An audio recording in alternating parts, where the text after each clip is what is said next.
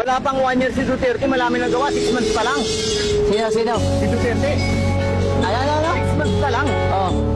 Kasi yun ang pangako niya eh. Kaya nga nagtiwala sa kanyang tao. 6 months, within 6 months, ang Pilipinas, babaguhin niya yung sistema. Totoo naman. Eh, sa loob na, naniniwala ka kayo sa loob ng 1 year yung Duterte, marami na siya nagawa. Oo naman. Napakarami niyang nagawa. Ano mga nagawa ni Pangulong Duterte? Unang-una, ang sabi niya, ibigay natin sa kapwa natin ang respeto. Bigyan natin sila ng respeto. Lalong-lalo na ang mga pulis.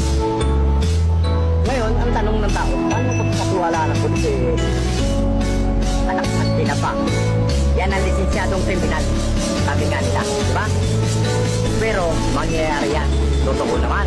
Nangyayari. Nga, ang ginawa niya, pinahugot niya lahat ng iskalawag. At pinadala niya sa amin. Pinadala kami. Ngayon, iskalawag ka. Hindi ka pwede makarating sa amin. Kasi alam mo ng mga taga ng iskalawag na nga eh. Papatayin ka.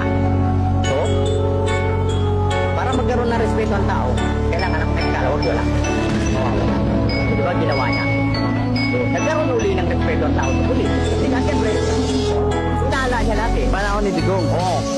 So, nandun tayong may mga puntong hindi natin malalahat.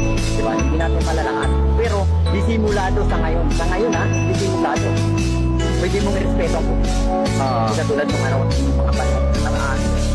Pero ngayon, pare, utangin na dati hindi ako sumasagot sa pulis. Ngayon, pag dumada ng pulis, nakita ko yung uniform. Kasi nga, naranasan din nila kung ano naranasan ng kibigyan. Diba? Pero habang patagal ang pamumuno ni Bongbong Marcos, ano yung nararamdaman mo? Ano yung nakikita mo? May improvement ba or ano what? Ano yung pagkakaiba ng panahon ni Digong? Ang laki ng pinagkaiba.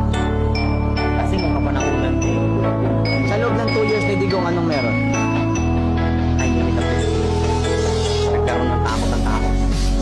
Takot sa sarili na baka pag gumawa ako ng kasalanan, mamamatay ako. Yun. Yun, di ba? Yun yung panahon na sabi nga nila, ikaw lang pinakamatapang na tao kung gagawa ng kabalbalan sa panahon na Digong. Kasi alam mo sa sarili mo, alam natin lahat na maaaring ikamatay din. Diba? Gawa ka na sa buhay mo. Gawa ka na sa buhay mo. Ngayon, kaya ko nasabing nanahimik at nagkaroon na respeto ang tao. Kasi, yun nga, binigyan na agad ng pag-iisipan yung tao. Ang sabi pa nga niya, within 6 months, pati kinuhin ko ang Pilipinas.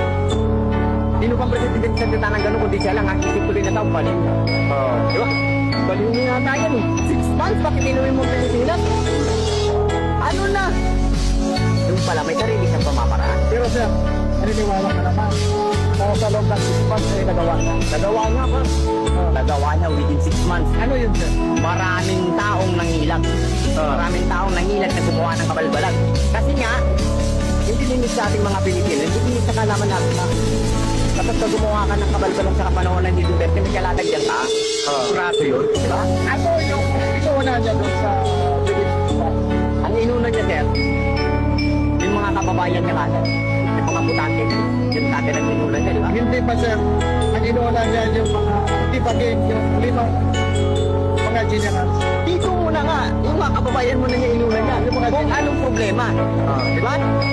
Kasi nga, nararamdaman niya, walang respeto ang tao sa sundalo, sa pulis, di ba? Sa gobyerno, wala silang respeto.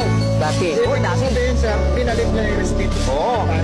Yung dagat ang una niyang ginawa. Kailangan magkaroon ng respeto ang tao sa kapulisan, kasundaluhan, para kahit pa paano, matutog nilang mag-open ng problema. Di ba? Nagkaroon pa nga ng matalastas. Isumbong mo kay mamang pulis. Kami nang bahala. Di ba?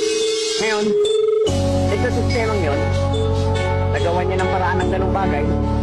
Kahit matataas na opisyal, ilalatak niya, wala siyang pakailan. Di ba? Samantalang maaari niyang ikapahamak. Pero ginawa niya ng paraan.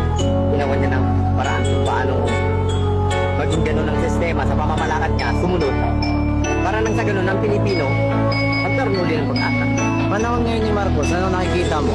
Sa ngayon, sir. Sa kanyang ngayon, mag-2 years na siya. Sa totoo lang, sir. Sa ngayon, kasi, para sa akin na nga, sa mga katulad naming natalantakan at ka sa lansangan, nagmamasid sa lansangan. Oo. Danas ko ang kapanahunan ng mga iba't ibang klase presidente. Yes. Isa lang naman ang sinasabi. Oo.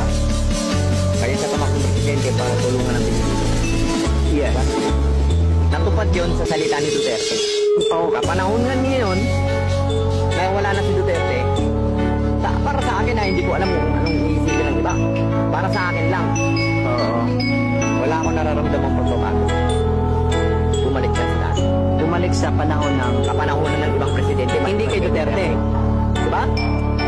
Bumalik na sa dating kalakaran ng Pilipinas. Hindi sa panahon ni Duterte kasi nung panahon ni Duterte hindi ka pwedeng magsabing pero hindi ko pwede ang ganyan. Bawal yan. Diktat pa. So ngayon, bumalik na sa ganang klase diktat. So maniwala ka sa hindi. Nakaupo ko dito mag-aabot. Yan lang sa may gilid. Napapansin ko may nag-aabot na. Oo. Alam ka naman sabihin mong kingi na doon. Diba? Tapoy ako na may higa. Alam mo ka.